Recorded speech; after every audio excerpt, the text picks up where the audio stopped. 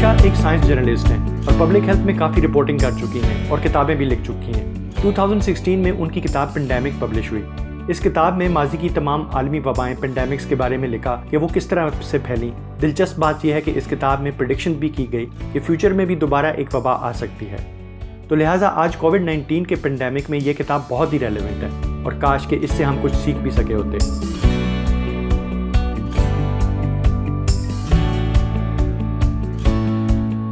क्या अब कोई दुनिया में ऐसी जगह रह गई है कि जहां इंसान नहीं पहुंचा है?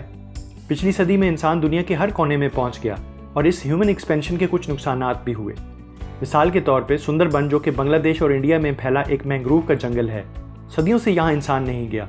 मुगल बादशाहों ने तो इसको आसेब ज़दा जगह करार दिया था, लेकिन 1760 में ईस्ट इंडिया कंपनी ने यहाँ चावल की काश्त के लिए दरख्त काटना शुरू कर दिए और अब तो तकरीबन 90% सुंदरबन में इंसान जा पहुंचा है।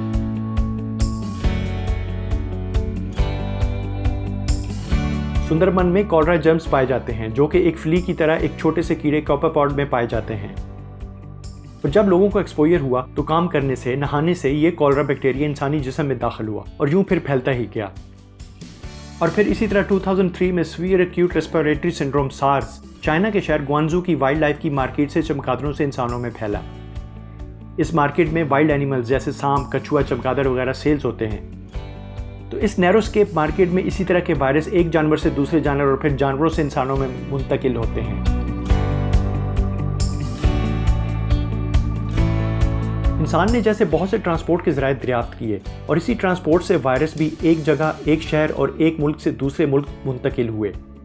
मिसाल के तौर पे शुरू में कॉलरा एक इंसान से दूसरे इंसान में मुंतकिल नहीं होता था, लेकिन बाद में ऐसा टॉक्सिन बना जो कि डायरिया का सबब बना, जो कि एक इंसान से दूसरे इंसान को लगता है। 19वीं सेंचुरी में जब इंसानों ने समुद्र और कैनाल से सफ़र करना शुरू किया तो बैक्टीरिया वाइब्रो क्लोरे, जो कि पानी से मुंतकिल होता है, उसने फैलना शुरू किया क्योंकि इंसान पानी में ट्रैवल करना शुरू कर चुका था। अब तो एयर ट्रैवल ने तमाम पैथोजेंस के लिए यह काम और भी आसान कर दिया है। –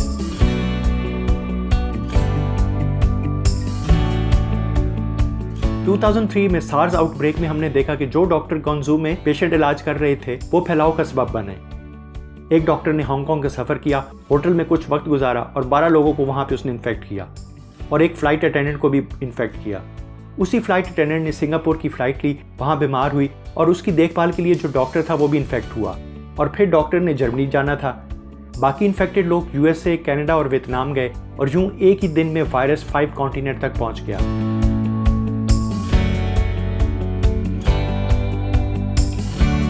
जब 18th और 19th सेंचुरी में सफाई का निज़ाम मौजूद नहीं था तो उस वक्त कॉलरा एपिडेमिक बहुत ज़्यादा हुई। मिसाल के तौर पे उस वक्त न्यूयॉर्क की गलियों और सड़कों पे इंसानी वेस्ट पड़ा रहता था और एक इंसान रोज़ाना 2 टीस्पून गंदगी अपने अंदर ले जाते थे।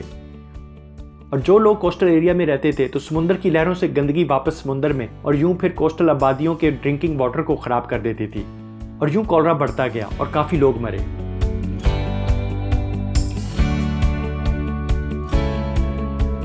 मॉडर्न टाइम्स में वेस्टर्न कंट्रीज ने ड्रिंकिंग वाटर को तो महफूज कर लिया, लेकिन फिर एनिमल्स के बड़े बड़े फार्म जो कि बिजनेस के लिए बने, उनके वेस्ट से भी आउटब्रेक्स हुई।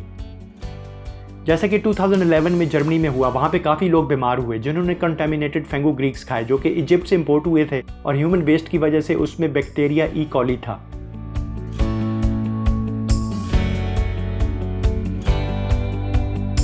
अर्बनाइजेशन भी हमेशा पेंडेमिक के फैलाव का सबब बनी।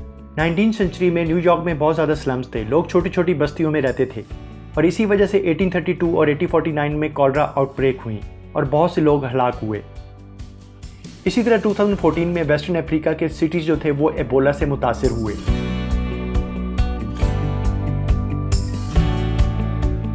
गुंजान इलाके या ज़्यादा रश वाली जगहों पे ये पैथोजेंस क्यों ज़्यादा फैलते हैं? एक तो ये कि जितने ज़्यादा लोग एक इलाके में होंगे इतनी आसानी से वायरस या बैक्टीरिया एक से दूसरे को मुंतकिल होगा, क्योंकि एक इंसान दूसरे इंसान से कांटेक्ट में ज़्यादा होता है। दूसरा ये है कि जब एक से दूसरे इंसान को बैक्टीरिया या वायरस मुंतकिल होता रहेगा तो इस इलाके में बैक्टीरिया या वायरस की लाइफ ज़्यादा रहेगी। मिसाल के तौर पे जब एबोला अफ्रीका के छोटे शहरों में आया तो कुछ ही महीनों में ख़त्म हो गया, लेकिन जब बड़े शहरों में आया तो 10 महीनों से ज़्यादा टाइम तक वायरस इन शहरों में रहा। तीसरा ये कि ये पैथोजन क्राउडेड जगहों पे ज़्यादा अग्रेसिव होता है, यानी उसकी इन्फेक्ट करने और नुकसान पहुंचाने की सलाहियत ज़्यादा होती है। लेस क्राउडेड जगहों पे ये ज़्यादा अग्रेसिव नहीं होते।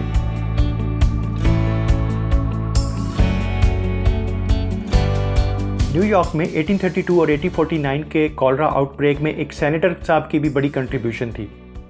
18वीं सेंचुरी के आखिर में न्यूयॉर्क के लिए ड्रिंकिंग वाटर सप्लाई बनाने के लिए डॉक्टर्स और इंजीनियर्स ने मिलकर एक प्रोजेक्ट तैयार किया जिसकी $2 लाख कॉस्ट थी। लेकिन रिपब्लिकन सेनेटर एरन बर्र, जो कि बाद में वाइस प्रेसिडेंट भी बना, उसने इस प्रोजेक्ट को हाईजैक कर लिया। उसने एक बैंक बनाने का प्रोजेक्ट शुरू किया जो कि तकरीबन 2 मिलियन का था और उसमें कुछ रकम उसने वाटर सप्लाई बनाने के लिए रख दी और यूं उसका प्लान अप्रूव हो गया।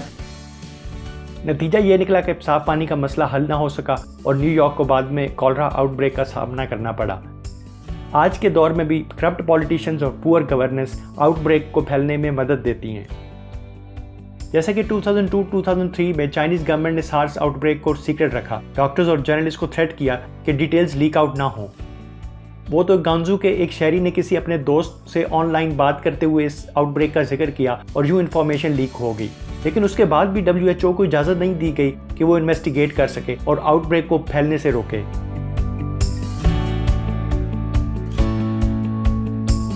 हिप्पोक्रेटिस, जिसको फादर ऑफ मॉडर्न मेडिसिन कहा जाता है, 19वीं सेंचुरी तक उसी की रिसर्च पर ही मेडिसिन साइंस चल रही थी। उसके मुताबिक कॉलरा एक जहरीली गैस से फैलता है, जबकि उसी दौर में डॉक्टर शांजे अपनी रिसर्च से इस बात पर पहुंच गए थे कि अगर जिस्म के पानी और मिनरल की कमी को पूरा करने के लिए इंटरवीनस सोल्यूशन दिया जाए तो कॉलरा से जान बचाई जा सकती है। लेकिन ज़्यादा फिजिशियन हिप्पोक्रेटिस की टीचिंग को ही फॉलो कर रहे थे और बहुत बाद में मेडिकल साइंस ने डॉक्टर शांजे की बात साबित कर दी। मॉडर्न टाइम्स में अगर हम इबोला को ही देख लें तो 2014 से काफ़ी पहले एप्स में ये बीमारी आ चुकी थी और जानवरों के डॉक्टर ने ये इन्फॉर्मेशन शेयर भी कर दी थी।